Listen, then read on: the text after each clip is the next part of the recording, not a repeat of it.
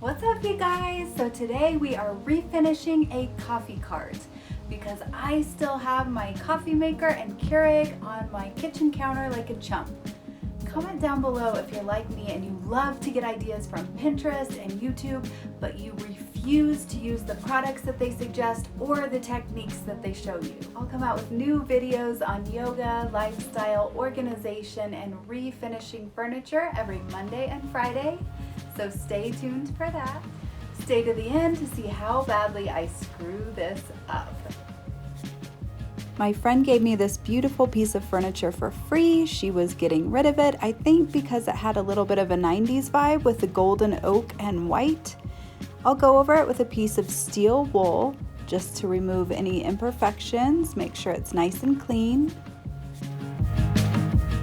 That didn't give quite the effect I wanted, so I'm going to go over it with some fine grit sandpaper.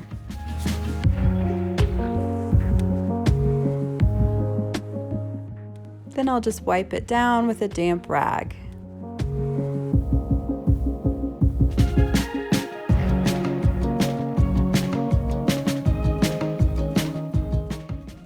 Next, I'll take the doors off. I should have taken these off before I wiped it down because they created some mess as well, so I would recommend wiping the furniture down after you remove the doors.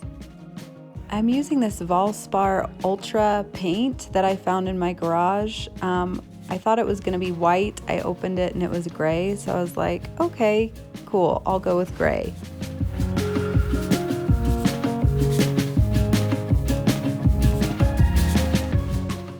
I'm starting inside the cabinet that will be covered by doors just in case I don't like it or I need to change something.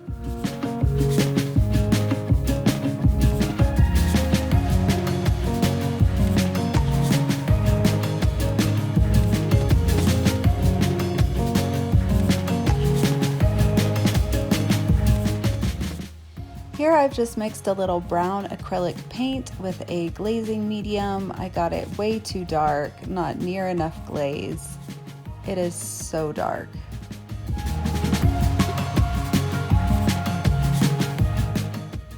Oh, please stop doing that. That looks so bad.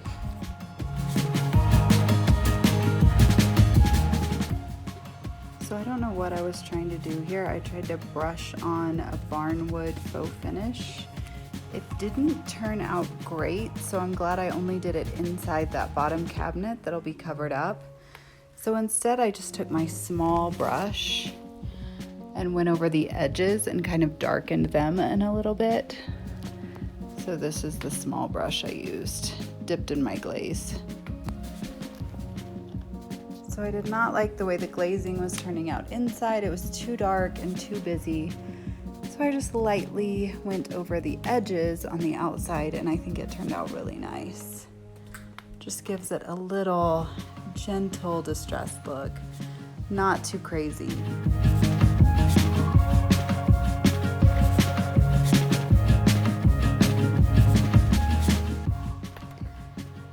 Okay, you guys, so I did not like how this turned out because once I got it inside, I realized it was actually the exact same color as the wall in my dining room, which is where I'm gonna put it. So I am going to change it up, and it looks a lot lighter on camera, but in person it's like a really dark bluish gray color.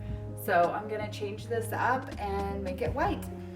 So for some reason I insist upon watching YouTube videos. They tell me exactly what products they use, exactly the technique to use, and then I use whatever I have in my garage and whatever technique I feel like doing at the time, and I expect to get the exact same results that the people on the YouTube video got. So I'm going to continue that tradition today. I found this paint in my garage. The previous owners had left it here. I painted this beautiful piece of furniture that color, and turns out it's the same exact color as the dining room that I'm going to put this coffee station in. So, new plan. I found some more paint in my garage. This one is white. It's Dover white satin finish, and I can see the drip, so I know that it actually is white. I'm gonna try this one, and then this glaze on the furniture actually turned out really dark. So I'm going to use a much lighter glaze with a lot more glaze in the product this time. This is the glazing medium I'm using. Looks like Liquitex maybe, glazing medium. So I'm just gonna use a lot more. So I was kind of trying to see if I liked it when I just kind of swiped on the paint and made it all rustic. I do not. So I'm gonna start trying to cover it a little bit better now.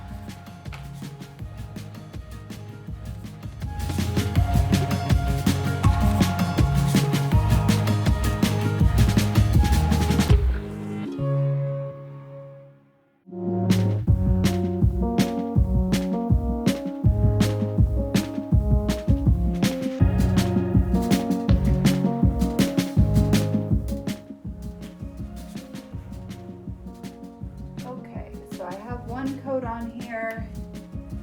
It looks a little too rustic. I just want it to look flatter and nicer, so I'm gonna put on a second coat.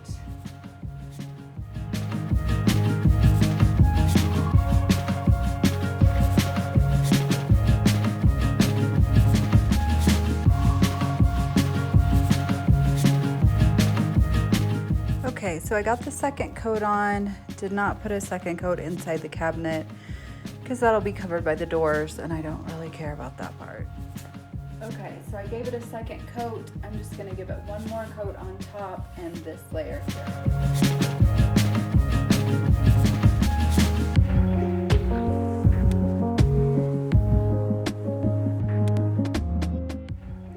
I'm using Liquitex glazing medium and Americana brown acrylic paint.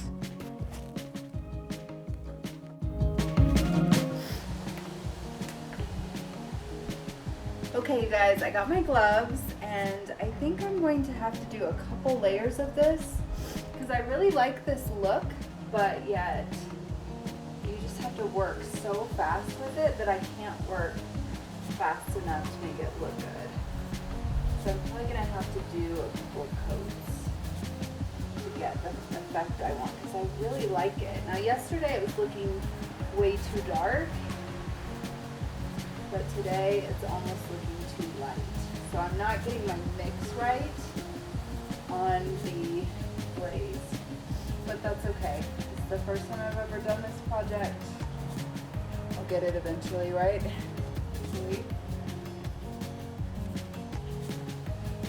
Oh, that looks so cool. I love it.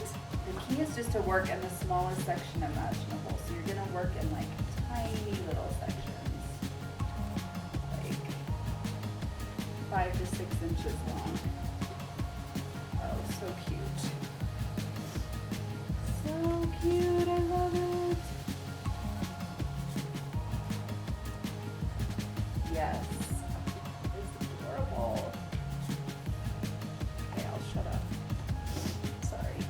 I'm just gonna use a wipe to kind of clean up areas where I really don't want the stain on. So I think it turned out really, really cute.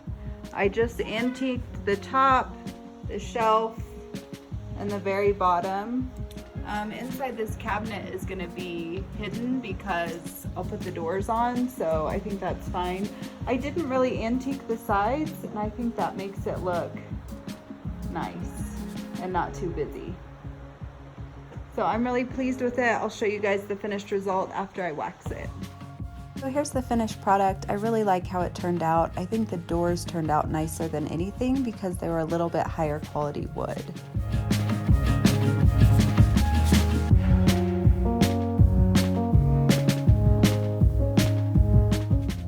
I found this cute piece of burlap at Goodwill. I already had it in an art box. And we had this cute coffee sack on top of our microwave forever.